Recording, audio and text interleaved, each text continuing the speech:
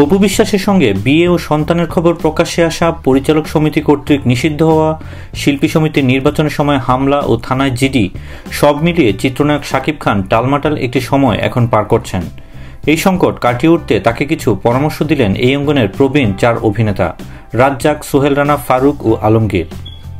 অভিনেতাকে কঠোর অবস্থান থেকে সরে এসে সবার সঙ্গে মিলেমিশে কাজ করার কথা বলেছেন।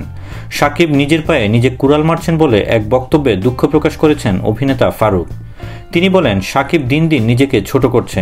ভোট গণনার দিন মধ্যরাতে কেন এফডিসিতে গেল সে? পরে আবার থানায়ও যাবে কেন? এসব করে কি বোঝাতে চায় সে? আমরা কি মরে গেছি? সে ভুল পথে রয়েছে। এক্ষুনি উচিত সঠিক পথে ফিরে আসা। দরকার হলে আমরা যারা প্রবীণ আছি তাদের সঙ্গে আলোচনা করে সহজ সমাধান করা সম্ভব। ফারুকের কথার রেশ ধরে সোহেল রানা বলেন, নির্বাচনের রাতে শাকিবের উপর আদৌ হামলা হয়েছে কিনা জানি না, আমি সেখানে ছিলাম না, তবে বিভিন্ন গণমাধ্যম মারফত বিষয়টি শুনলাম। এখন আমার প্রশ্ন, এত রাতে শাকিব কেন এফডিসিতে গেল?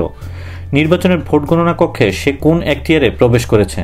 তাছাড়া এফডিসিতে সে কি এমন বলেছে যে তার উপর হামলা হয়েছে? একজন জনপ্রিয় শিল্পীর উপর তো এমনি এমনি হামলা হতে পারে না।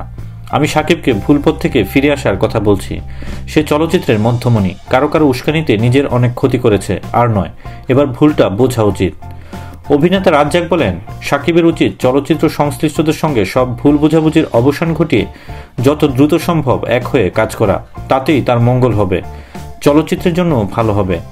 একই মত পোষণ করেছেন আলমগীরও। তিনি বলেন, শাকিবের কেরিয়ার এখন চ্যালেঞ্জের মুখে, মাথা গরম করে নয়, সবাইকে সঙ্গে নিয়ে কাজ করতে হবে তাকে, তা না হলে আরও কঠিন অবস্থায় পড়তে হবে।